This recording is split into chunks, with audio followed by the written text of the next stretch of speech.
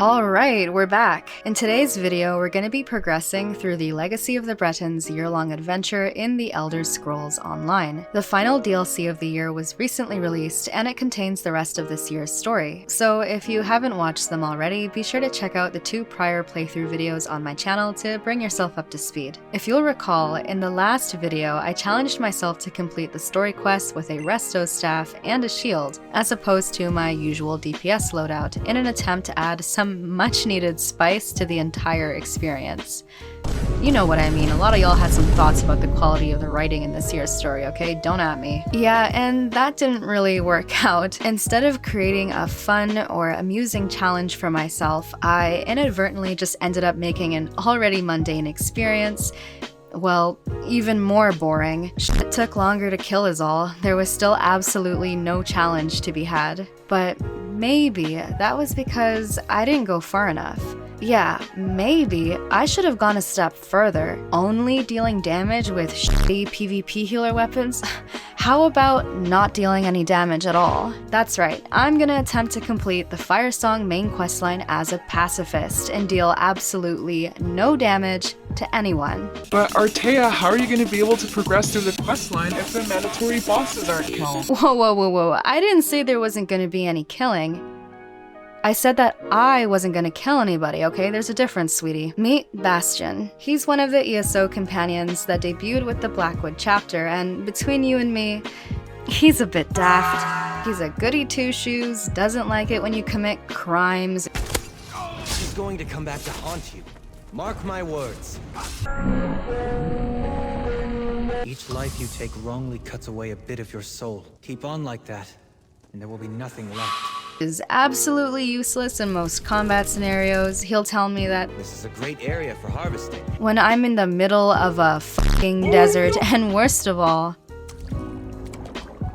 he's lactose intolerant. Can you believe it? What the fuck is wrong with this guy? But alas, if I'm hoping to be able to pull off a pacifist run of an ESO quest, he may be my only hope. Here are the rules. I plan on making like the average role player in Cyrodiil by avoiding combat whenever possible. Fortunately, my main character's class is of the Ratblade persuasion, so I'll have the power of God, anime, and stealth on my side. If combat is absolutely inevitable, then I'll rely on the good graces of other players that may be in the instance, or on trusty old Bastion here to do the dirty work for me. Thanks, honey. Alright, without further ado, let's delve back into the Legacy of the Bretons adventure. Our journey picks up in Galen. Okay, first things first, gotta get my boy Bastion out. Man, put some clothes on, you nasty. Got the healing herbs he asked for. Healing herbs, Give these to Lord you Bacaro, say? mate. Now I'm on. Alright, man, I've got your weed. Druids. You placed Oh, too much what are you trust in wearing? these- Listen, But then I know your eyes are up there, but I can't help but Alright, so I'm gonna go ahead and put some healing skills on my bar to try to keep Bastion alive. We all know he needs all the extra help he can get. Did you hear that shit? Bro, are you okay? Okay, you need to relax. Alright, first fight, let's see how it goes. Yeah, this is gonna take a while, isn't it? Oh shit, I forgot I was on the wrong bar. Void, this isn't canon, this doesn't count. The Pacifist challenge officially starts now. After running into a few more packs of ads, I realized that this was gonna be a very long process if I continued to allow Bastion to engage in combat on my behalf anytime we ran into a group of enemies. Something had to change. So I made it to the docks and exploded a couple of ships as requested. I watched a motherfucker drown. Wait, did he just not come back up? And then took inspiration from the ship that disappeared from plain view. I thought, hey, I can do that too. So I wrapped up this quest, ported to a shrine to swap my cloak morph, and embraced my true Ratblade identity. I'd be stealthing past enemies now, whenever possible. Single sea elf bested the lot of you? She hit us like a storm of steel. Didn't kill anyone though, just put us in the sand. Ah, a typical 1vxer, I see. I like how Bastion can just walk right by these guys and they don't give a singular I told the fool knights outside I wasn't their enemy. Do you have more sense than them? Probably not. What brings you to the Vine District? Care to help the greatest chef in Tamriel with an urgent task? No. Firesong. Oh my god! What is A song of hate blows through the branches. Harm drips like sap. It soaks Not gonna the lie, ground. they kind of sound like me in my creative writing class. Tremors, volcano, deadwood, blood in the shadows. I Man, am that's- troubled. I'm 14 and this is deep. What does that mean? Rock. Oh, okay. When you put it that Hold, way. Wait. Listen. I hope you gamers don't mind, but I'm skipping over a lot of the exposition dialogue here. You know how ESO quests are. I wanted to stick to showing off more of the actual gameplay. Alright, Bastion, you're up. Let's see what you got. I'm gonna chill over here with you guys, if that's cool. You're doing great, sweetie. Come on, get out of there! Don't tell me what to do, bitch. Deal with them, Brenna. So this fight was not skippable. Not a problem, as Bastion didn't have a hard time handling this one. He does like 2k damage per second though, so it did take a hot minute, but overall, I didn't have to lift so much as a muscle to defeat this boss. Very Tell good. Count Mornard to But stay out of sometimes this. villains get what or they his deserve sons and- Man, shut your... House Mornard always pays its debts. There's more Oh, to thank come you. if That you is continue to so aid us. generous of you. I'll deal with this pest. Die, traitor. Friend, over here. How did you find me, friend? Well, you see, no, I don't care. I'm just glad Oh. you're here. Get the key however you can. Fortunately for me, Crazy Nacho was here to distract the guard while I swiped the key and rescued the himbo in distress. I was weak. I told Bro, the what the Once again, Crazy Nacho came in clutch and 1vx'd a majority of the goons in the courtyard so that I didn't have to. Thank you, Crazy Nacho. Very epic. I also got stuck in a bucket, which was a bit embarrassing. I stealthed past the remaining Dreadsails and found my way to the second boss fight. This one was also pretty brain dead. Bastion slowly but steadily whittled these thugs down with the APM of the average Craiglorn pug. Bastion defeated the boss, I grabbed this magical seed, and progressed onward with the quest. Okay, this part of the quest is mostly just sending me all over the place to fetch things. It's pretty boring, honestly. I'll probably cut a lot of it out of the video. Okay, I'll keep that in it. That, or the Firesong have been tearing things down. A fight? Ah, Good. fuck.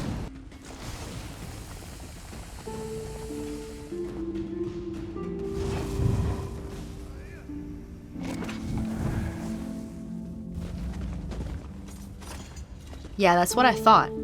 Bitch. We need to find a way to open it. I mean, I'm sure we could always beat his ass. That'll do the trick. Wait, that's not very pacifist of me. The third boss fight was also easy peasy. I don't know what Laurel was up to be honest, but my boy Bastion clapped his cheeks. Eventually.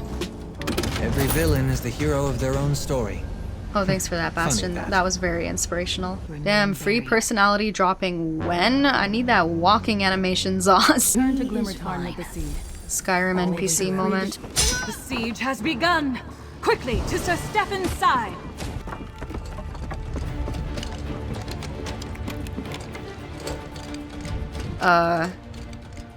Do any of you guys have a higher ledger domain skill maybe? No? 2 hours later.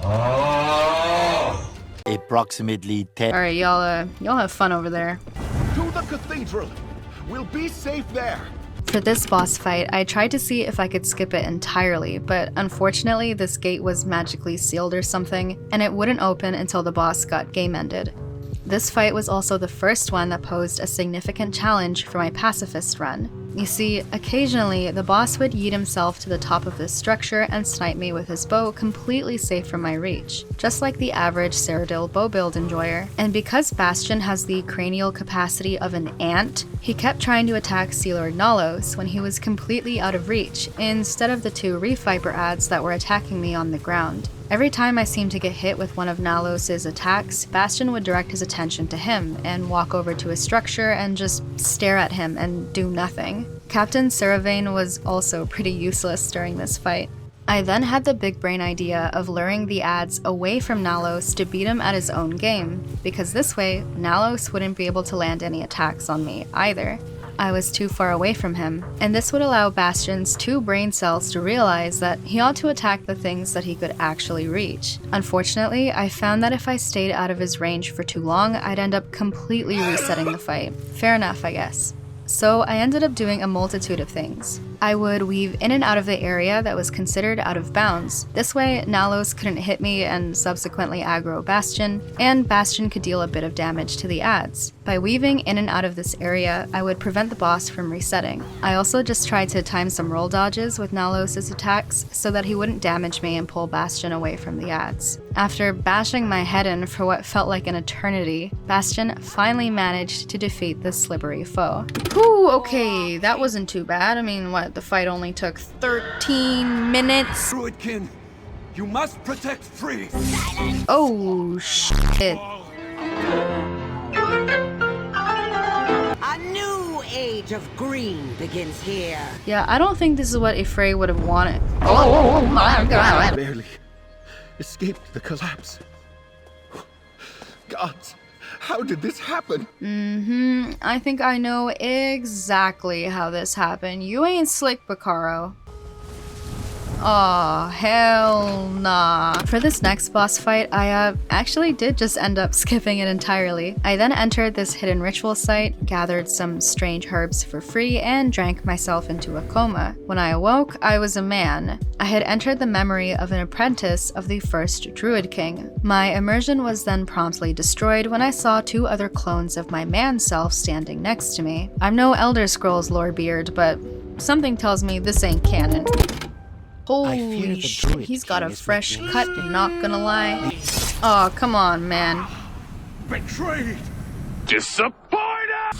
Oh, see ya. Motherfucker got sent to the Shadow Realm. We're under attack! Firesong found us in this fog and grappled us. Let's get up on deck and fight them off. So, like, what happens if I just go for a little swim? You know what I mean? Like, just for a little... Yeah, that's fair. Okay, so I'm curious what happens if I... I thought this was gonna be a heal or something. Strike this from the record, doesn't count. Bastion, I'm getting zerged up here. I want to do something about it. So this part of the quest took like half an hour since I wasn't attacking anything, but eventually all of the waves of mobs did end up getting deleted without any input from me. Listen, that didn't count, okay? Then I had to face off against the penultimate boss of the questline. And this fucker was actually tricky. First of all, he just had to stunt on me by absolutely one-shotting me. What?